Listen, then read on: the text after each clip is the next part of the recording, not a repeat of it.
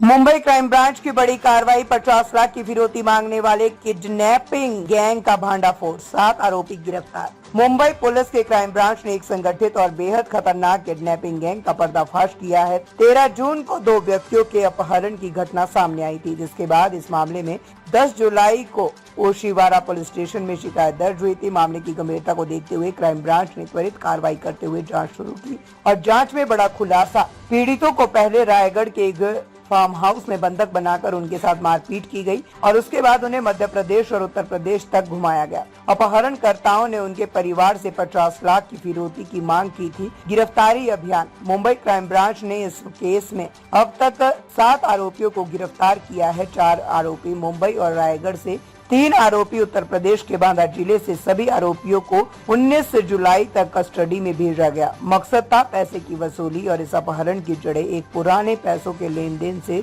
जुड़ी हुई है। पुलिस का कहना है कि ये पूरा प्लान बहुत ही पेशेवर तरीके से अंजाम दिया गया। गैंग की पृष्ठभूमि और आपराधिक रिकॉर्ड, मुख्य आरोपी मेहताब और सरवर सहित कई लोगों पर पहले से ही गंभीर धाराओं के तहत मामले दर्ज हैं, जिनमें NDPS एक्ट भी शामिल है। पुलिस को शक है कि इस गैंग का नेटवर्क महाराष्ट्र, यूपी और MP तक फैला हुआ है। वाहन जब्त, रैकेट पर शिकंजा, अपराध में इस्तेमाल 3 वाहन जब्त किए जा चुके हैं। एक अन्य संदिग्ध वाहन की तलाशी भी की जा रही है। पुलिस का कहना है कि इस गिरोह के और भी साथी हो सकते हैं, जिनकी गिरफ्तारी जल्द की जाएगी। पुलिस का बयान, मुंबई क्राइम ब्रांच के अधिकारियों ने बताया कि ये एक संगठित अपराध गिरोह है जो फिरौती के लिए टारगेट ढूंढकर प्लानिंग में अपहरण करता है।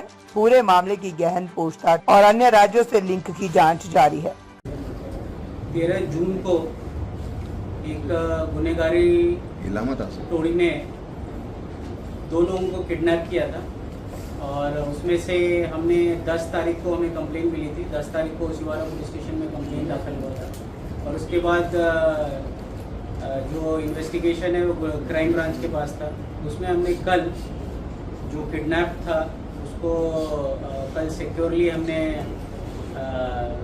लिया है बांदा यूपी से, और साथ में उसके 3 आरोपी थे, उनको अरेस्ट किया है और बाकी 4 आरोपी मुंबई और रायगढ़ से अरेस्ट हुए हैं और उनको 19 जुलाई तक की कस्टडी में लिया है। इसमें जो कारण था किडनैपिंग का, पैसे का लेन देन था पहले का, और जो किडनैपर्स हैं उन पे पुराने काफ़ी सारे FIR रजिस्टर्ड हैं, जिसमें NDPS के केसेस हैं, मौका है, डकैती, अटेम्प्ट टू डकैती, आर्म्स एक्ट, ये सारे केसेस हैं।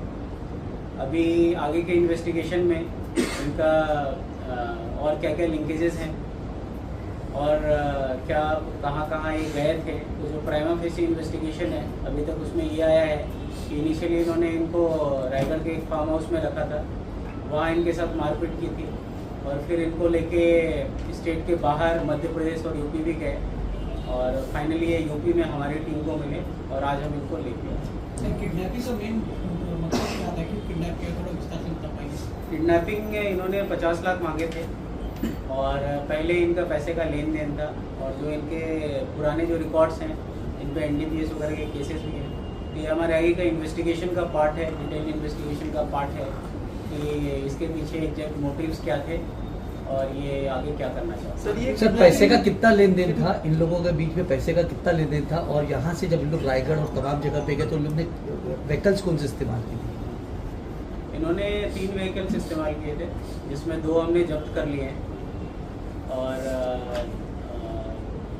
जब हमें यूपी में मिले वहाँ से भी हमने व्हीकल जब्त किए और जो एक और व्हीकल है वो हमारे आगे के इन्वेस्टिगेशन का पार्ट है। सर, ये किडनैपिंग पैसे के लिए की गई या ड्रग्स का कोई लेन देन उनका था इसलिए किडनैपिंग की गई? इनिशियली पैसे मांगे गए थे, पीछे का जो मोटिव है, इनका जो क्राइम रिकॉर्ड है पहले के, तो उसमें हमें आगे के इन्वेस्टिगेशन, डिटेल इन्वेस्टिगेशन का पार्ट है कि एग्जैक्टली किस पर्पस के लिए इन्होंने मांगे थे और आगे क्या करने वाले। सर, ये तीनों का नाम क्या थे? सर, आरोपियों का बैकग्राउंड बता पाएंगे? तीनों के नाम, उनके बैकग्राउंड क्या था?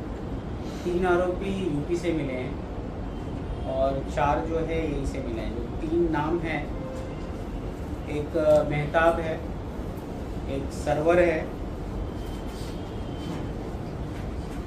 मेहताब और सरवर इनमें मेन आरोपी है और इसमें जो मेन रोल था इनका इनिशियली। सर, क्या इस मामले में कोई और भी आरोपी जो फरार है जिसकी तलाश है, क्या इस मामले में अंडर